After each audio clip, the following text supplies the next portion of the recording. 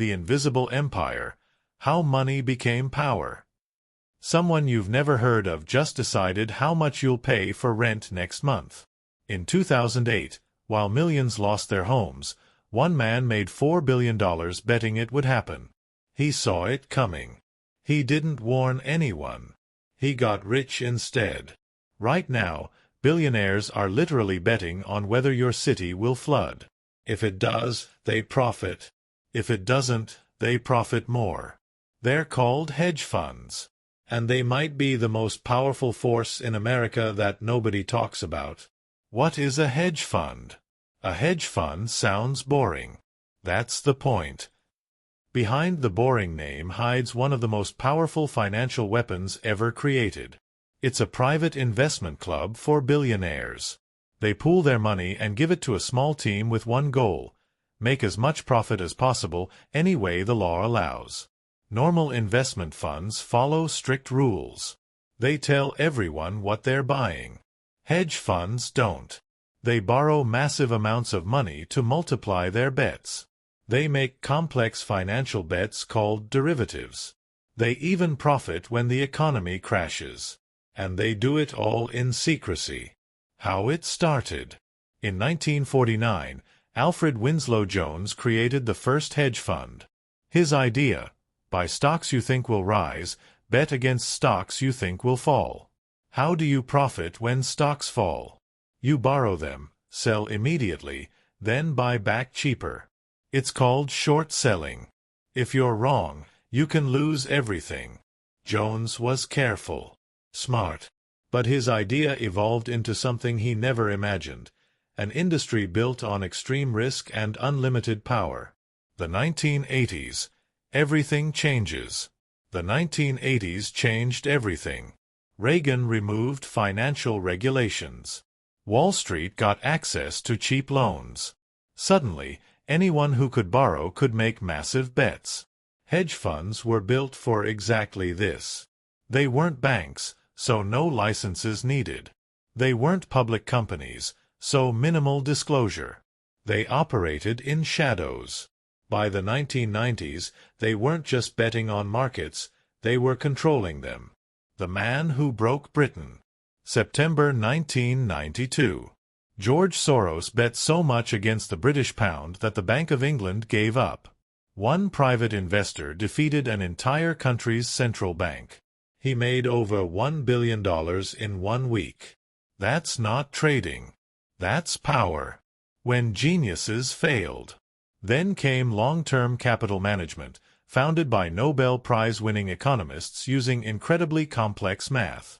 Their computers said certain disasters were basically impossible, maybe once in a trillion years. In 1998, Russia couldn't pay its debts. LTCM collapsed in weeks, almost destroying the global financial system. The Federal Reserve organized a $3.6 billion rescue. The lesson? If you're big enough, the government will save you. Risk doesn't matter anymore. The weapon: leverage. Here's leverage. You have $1 million. You could buy $1 million in stocks. Or use it as collateral, borrow $9 million more, and control $10 million. If the market rises 10%, you make 100%. But if it falls 10%, you lose everything. High risk. High speed. Other people's money. 2008. Betting against America. In 2008, America's housing market collapsed. Millions lost homes. Hedge fund manager John Paulson saw it coming. He didn't warn anyone. He created financial products that paid him when people couldn't pay mortgages. He made $4 billion personally, while families slept in cars. The message: you can bet against ordinary people and get rich. They became your landlord. After 2008, banks faced new rules. Hedge funds didn't. They started buying houses. Thousands of foreclosed homes. Entire neighborhoods. By the 2020s, they owned hundreds of thousands of American homes. In some cities, 1 in 5 rental houses belongs to these investors. You don't rent from a person anymore. You rent from an algorithm. A computer in New York decides your rent, your increases, whether you stay. Want to complain? The ownership is hidden behind shell companies across states and countries. This isn't corruption. It's architecture. Shadow banking. Hedge funds now do what banks did. Lend to companies, finance deals, even lend to governments. When your bank says no, a hedge fund says yes, at triple the interest. By 2024, this shadow banking system was worth over $2 trillion. During COVID, they bet on the crash, made money. Then bet on recovery, made more. When inflation hit, they bought commodities and profited while you paid more for food. They don't predict the future. They create it. Political power. Hedge funds donate massively to both Democrats and Republicans. They hire former Treasury officials. This is the revolving door. People who write financial laws retire and work for hedge funds. Then they lobby their old colleagues. The system regulates itself. Betting on disasters. Some hedge funds sell catastrophe bonds. These pay high returns unless a disaster happens. If there's a hurricane, investors lose money, which pays for damages. You can literally bet on disasters. Risk is just another product. They know everything.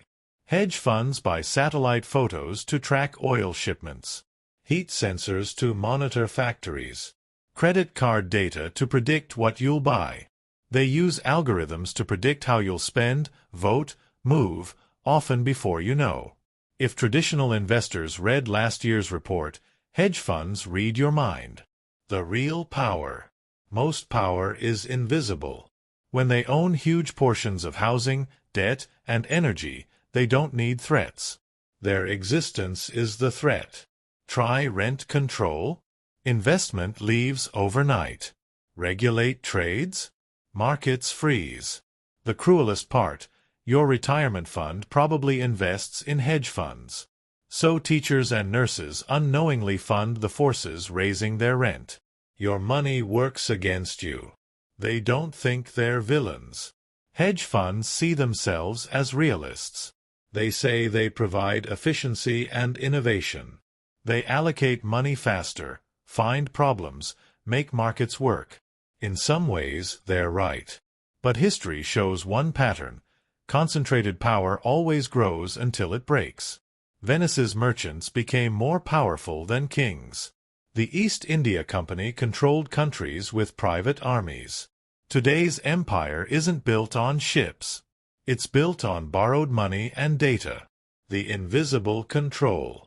This is modern power. Invisible, essential, unaccountable. While politicians argue, hedge funds profit from everything. They fund both sides, trade on every policy, make money from every headline. The danger isn't that they exist. It's that they're so essential that if they disappeared, everything would collapse. That's how deep the dependency goes. When people ask who controls America, the answer isn't in Washington. It's in Connecticut offices, in algorithms that shape countries before breakfast. The pattern. Empires used to conquer land. Now they conquer money flows. We didn't lose democracy to corruption.